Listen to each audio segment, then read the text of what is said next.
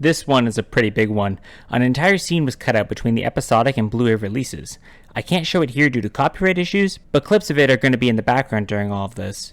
Here's a clip with some audio though. 32. Yeah, but he gets to sit still while doing it. We have to walk. You complain too much. I don't complain too much, Burke. You don't complain enough. I have to complain more just to keep up the average. Also, technically, this is one of the very few episodes that start before the director and chairman say anything.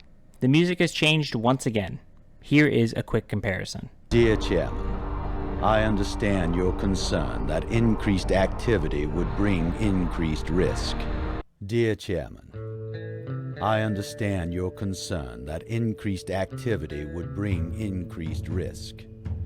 However, our fail-safes are simple but foolproof. Yeah, that's why the meta has all but 2 of your AI fragments and has killed lots of freelancer personnel. Wash is supposed to say a line here, but it doesn't appear in the Blu-ray release. It only appears in the episodic release.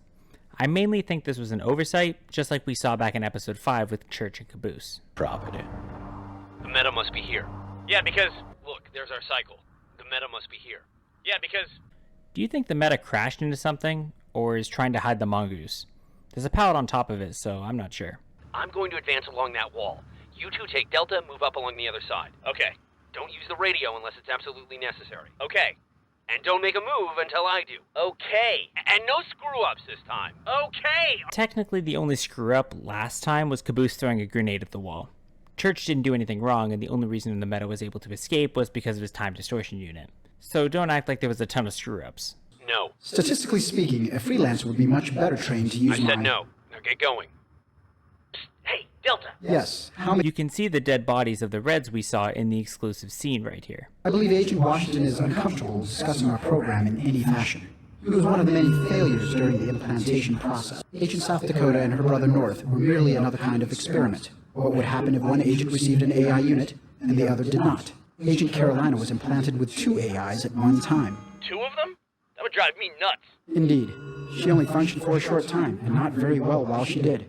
All the experiments Delta is talking about we get to see later on during the Freelancer saga. I never put 2 and 2 together that all these experiments we actually get to see later on. Also, is no one else going to talk about Delta giving away all this classified information to a bunch of sim troopers? Warning, enemy target detected. I think, yep, there it is. Yes, thank you for stating the obvious. So, how is the meta charging up here? To me, it looks like he's just looking at a bunch of generators. No wires or anything are attached to him. Look, there's Wash. I hope he gives us some kind of... Now!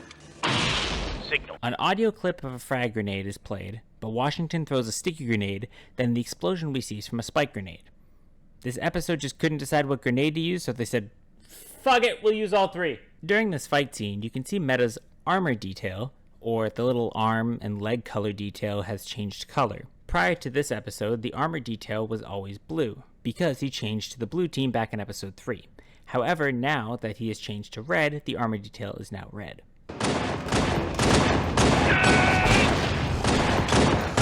This punch from Wash actually kills the meta in the game, but the very next scene he's right back on his feet. Sort of the same with how Church's grenade here actually kills a character in the background.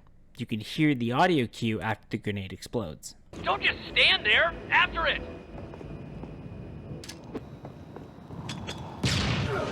If I may, I recommend that Caboose and I flank to the right and attempt to surprise... Just do it! There! Use your rifle! Washington was fucking sliced open twice by Meta's brute shot, yet he gets back up like nothing happened.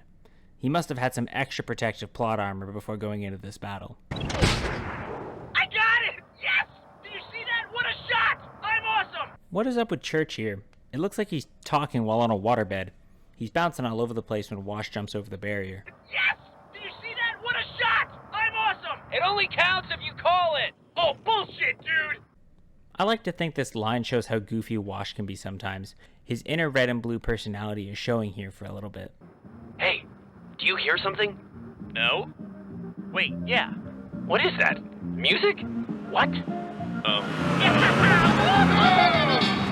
Crap, what are they doing here? The classic polka music is playing here from the Reds' Warthog.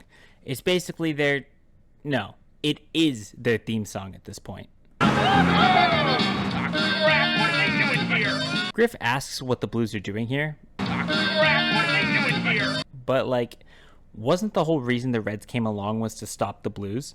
Agent Washington has reassembled the Blues. I knew it! I knew he was a blue! Gather your team. We want you to stop Agent Washington at all costs. This is... Why is he surprised that the Blues are here? That was their whole mission in the first place. Look, Wash, I don't know how they found us or why they're here, but we don't have anything to worry about. Seriously, not a thing. These guys are idiots. They can't do anything right. We might want to take cover. Yeah, take it, blue! Take it! Yeah, that's right! While the Warthog is spinning up the windmill, at the last second you can see Sergeant Griff fall out of the Warthog before it cuts to the next scene. Wait a minute. Where's the Blues? Where's Delta?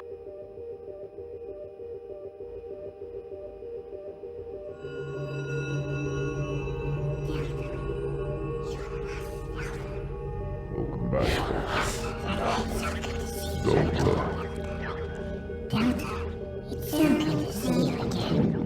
Okay, so a couple things here. Firstly, here we get to see all but 2 of the AI fragments that Project Freelancer created. We have Eta, Theta, Gamma, Delta, Tex, Omega, and Sigma, but Iota and Epsilon are missing.